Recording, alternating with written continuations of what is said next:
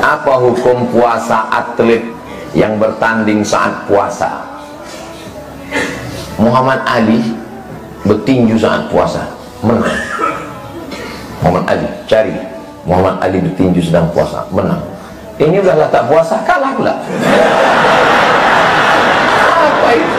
Apa boleh saya berbuka di masjid? Tengok jamnya.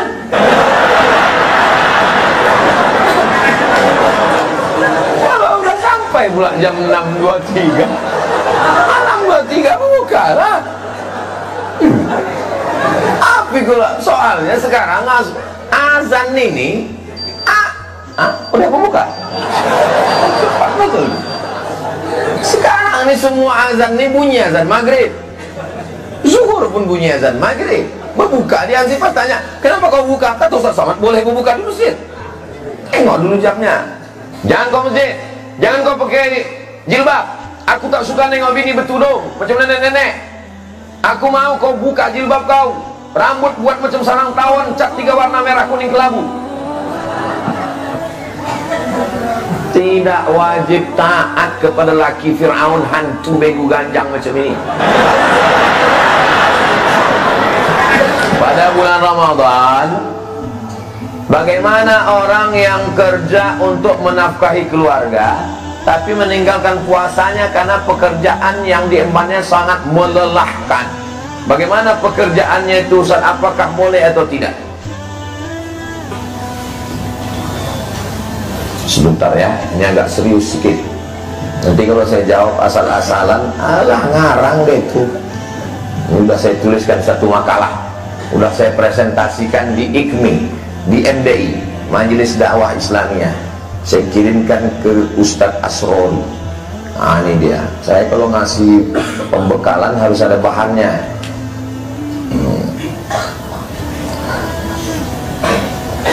Hilang pula bahan tadi.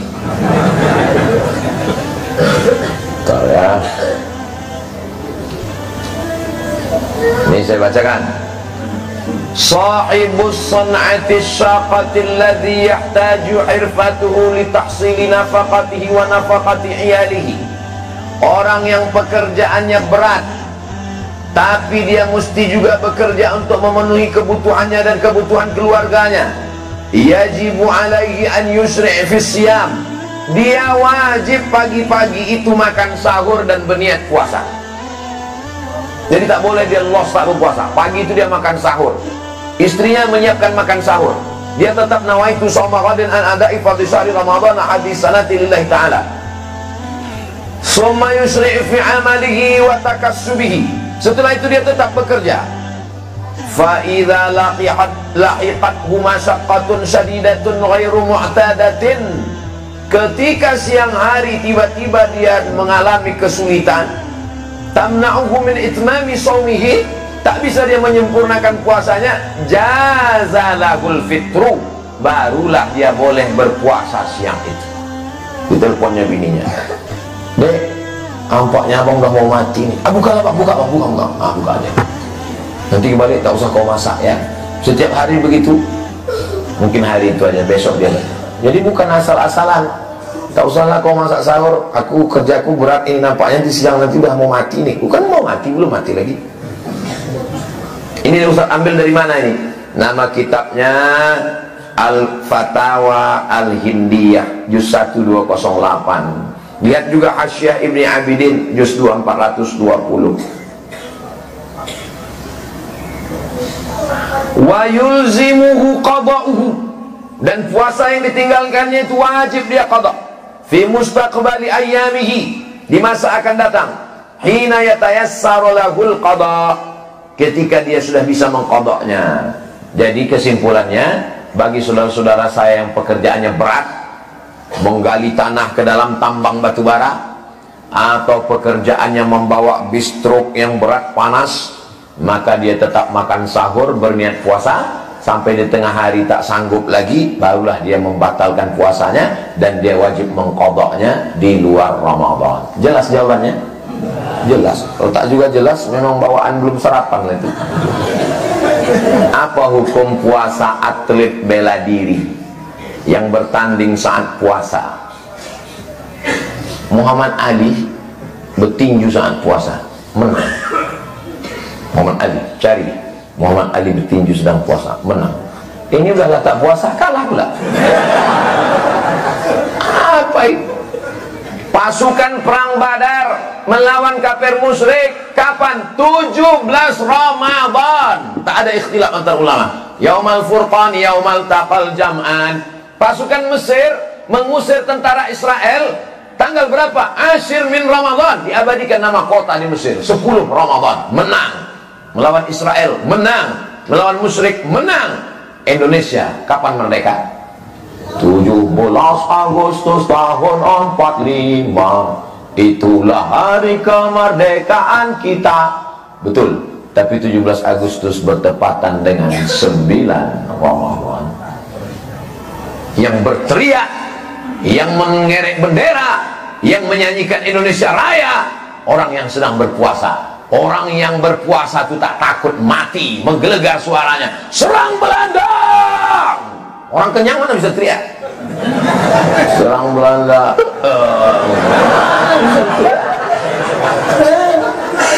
Mereka yang berjuang. Jadi atlet-atlet bela diri, judo, aikido, silat, taekwondo, saat berpuasa. Tidak ada alasan untuk membatalkan puasa. Justru dengan berpuasa itu berdatangan pertolongan malaikat-malaikat. Malaikat maut pun datang, cabut nyawa lawan batu. Apakah tak batal karena berkelahi, Pak Ustaz? Atau Ustaz ikut? Ini kan olahraga. Nanti pas mau mukul, tak jadi lah. Ini kan olahraga. Ini banyak orang salah paham dia tuh. Kau pikir kalau udah mengaji, udah pengajian tak boleh ikut balap motor. Pas balap motor, pas mau didahulukan, silakan. Ini olahraga, la ilaha illallah. Ini kan sportivitas. Di situ ada nilai. Kalau mukulnya begini, bukan mau membunuh orang. Ini namanya olahraga, mengolahraga. Raga nih, fisik kita ini diolah dia. Ini banyak juga sekarang TO, tukang olah. Bukan olahraga.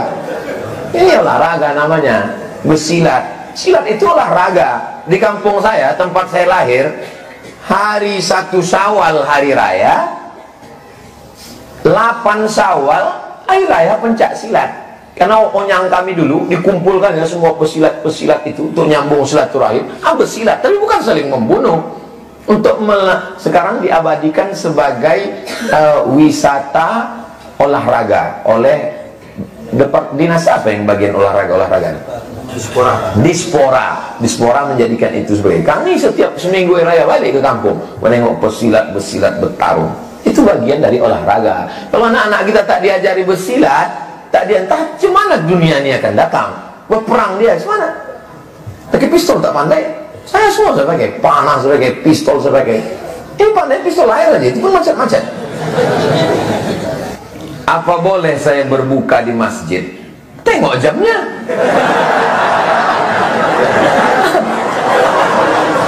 Kalau udah sampai pula jam 6.23, 6.23 buka lah. Tapi kalau soalnya sekarang azan ini udah membuka. Cepat betul. Sekarang ini semua azan ini bunyi azan maghrib. Zuhur pun bunyi azan maghrib. Berbuka dia Ansifah tanya, kenapa kau buka? Kata Ustaz Somad, boleh berbuka di masjid. Tengok dulu jamnya. Sedangkan saya masih punya suami dan anak. Kenapa tak berbuka di rumah? Istri tak boleh keluar rumah. Selangkah keluar rumah kalau tak diizinkan suami, maka dia masuk neraka. Tapi suami saya melarang saya ke masjid, Pak Ustaz. Suami kau Islam? Tidak. Berarti kau berzina selama ini.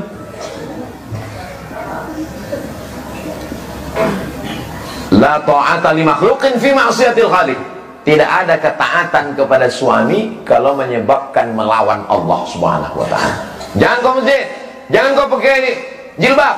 Aku tak suka nengok bini bertudung macam nenek-nenek. Aku mau kau buka jilbab kau. Rambut buat macam sarang tawon, cat 3 warna merah, kuning, kelabu. tidak wajib taat kepada laki Fir'aun hantu begu ganjang macam ini.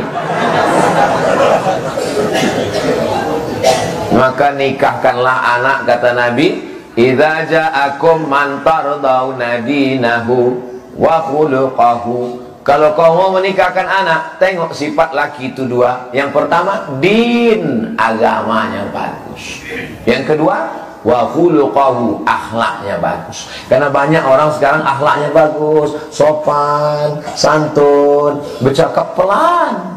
Tinggal di mana? Jalan Sudirman. Itu bukan sopan, mau mati. Tapi tak sembahyang. Ada pula sebaliknya, orangnya sembahyang tak tinggal, tapi kasar. Macam Ustaz Somad nih lah, aku tak kasar. Ini bukan kasar, ini namanya tegas. Saya bisa ceramah di slow-slow, bisa. Jamaah sekalian, adalah kita naik ke berkah. Sama tak bisa aku slow-slow nih. Suami itu dua. Laki saya ini Pak Ustadz, ini masih misteri nih. Tapi kalau dia suaminya sudah makan bagus, anak-anaknya diizinkan suaminya, bang, aku ingin betul lah berbuka di masjid itu. Kenapa? Ada bubur menu waktu aku masih kecil dulu. Namanya bubur pedas. Di Medan, Masjid Raya, sampai sekarang ada tradisi makan bubur pedas sampai sekarang. Pas saya makan, rupanya tak pedas, namanya aja. Orang tu nakut-nakuti, biar awak jangan ikut. Bagus tradisi. Diizinkan sama suaminya. Pergi ke sana ya bang, pergilah. Bagus. Bang, aku mau pengajian ke masjid. Sore-sore ada pengajian di masjid kita, Masjid Raya. Aku ke sana, anak abang mandikan, pel lantai, bersihkan semua. Iya deh. Kalau ada laki model macam ini, itu insya Allah tak kena azab kubur. Pas mau diazab, kata malaikat, yang ini tak usah, ini udah azab kali udah.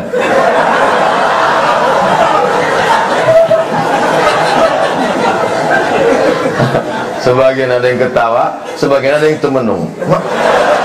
Sama macam aku nasibnya. Sebatas mana tanggung jawab saya sebagai ibu sambung? Apa saya batasan saya anak-anak sambung? Apakah punya hak dalam sebagai ibu sambung? Apakah saya punya hak dalam rumah suami saya, Pak Ustadz? Ibu menikah, lalu kemudian ada rumah, maka ibu tinggal di rumah bersama suami itu. Suami tak boleh mengeluarkan istri sampai dia melakukan nusyuz, durhaka, berselingkuh, na'udzubillah, melakukan perbuatan maksiat. Tak boleh suami mengusir istrinya, maka dia punya hak di situ. Menikah ibu dengan bapak, begitu selesai akad nikah, mati, maka ibu mendapat 1/4 harta bapak kalau tak ada anak. Berapa harta bapak tuh? 1 miliar. Ibu dapat 250 juta. Banyak juga jatah kami ini Pak Ustaz. Ya udah, gua kasih tahu sekarang. Jaga-jagalah bapak tuh. Kalau ada anak, ibu mendapat 1/8, 125 juta. Itu kalau pakai hukum fikih. Tapi hak ibu sekarang dibantu, diperjuangkan oleh KHI, kompilasi hukum Islam. Sebelum jatah itu dikeluarkan, dibagi 2 dulu. Dibagi 2 dulu, pencarian bersama sejak nikah sampai meninggal. Apa nama hartanya? Gono gini. Apa artinya? Kau begono, aku begini. Begitulah hebatnya Islam membagi jatah ibu. Jadi ibu jangan merasa menumpang di rumah itu. Rumah itu milik ibu. Kalau bapak itu meninggal, ibu ada jatah, dijual, dibagi. Harta warisan namanya. Dalam Islam perempuan tidak diwarisi. Sebelum Islam datang, perempuan diwarisi. Diwarisi kepada anak. Zaman dulu orang Arab, kafir musyrik jahiliyah itu istrinya banyak sekali. Namanya poligami unlimited edition. Umur 70 laki-laki menikah dengan istri terakhir umur 17. Maka istri yang terakhir itu diwariskan kepada anak pertama dari istri pertama. Begitu dulu hukum jahiliyah. Begitu Islam datang, anak tak boleh menikahi istri bapaknya, karena istri bapaknya dianggap sebagai emaknya, mahram mu'abbad sampai hari kiamat. Haram dia menikahi mak tirinya. Dan kemudian perempuan tak boleh diwarisi, malah dia mendapatkan harta warisan. Jadi yang mengangkat harkat martabat perempuan pertama di dunia adalah Nabi Muhammad sallallahu alaihi wasallam. Ibu banyak-banyak berselawat untuk berterima kasih kepada Nabi Muhammad sallallahu alaihi wasallam. Bagaimana dengan anak saya ini Pak Ustaz? Ibu dengan anak ibu itu tak batal air wudhu menurut mazhab Syafi'i. Ibu dengan anak ibu ini sampai mati tak bisa menikah. Mati bapaknya itu, suami ibu, tak bisa ibu menikah sama dia sampai hari kiamat. Walaupun mungkin sebaya, walaupun mungkin bisa aja sebaya umurnya dengan anak, tak boleh. Begitulah Islam. Kenapa? Karena ibu adalah emaknya, walaupun bukan emak biologisnya, tapi diakui dalam Islam sampai hari kiamat. Kalau dia berbakti kepada ibu, macam berbakti kepada emaknya.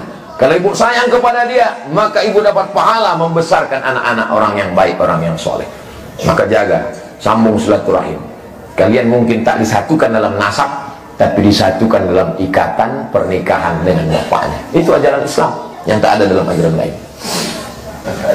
Bagaimana hukumnya ketika ingin sholat berjamaah, ada pekerjaan yang tak bisa ditinggalkan? Apa pekerjaannya? Pekerjaan apa yang tak bisa ditinggalkan? Mau ke toilet Pak Ustaz? Kencing dulu. Tidak boleh sholat dalam keadaan menahan air besar, air kecil. Daripada karpet itu busuk, ajak ketua masjid mengurusnya. Selesaikan dulu semua urusan. Setelah itu barulah pekerjaan Pak Ustaz. Hayya 'alas salat.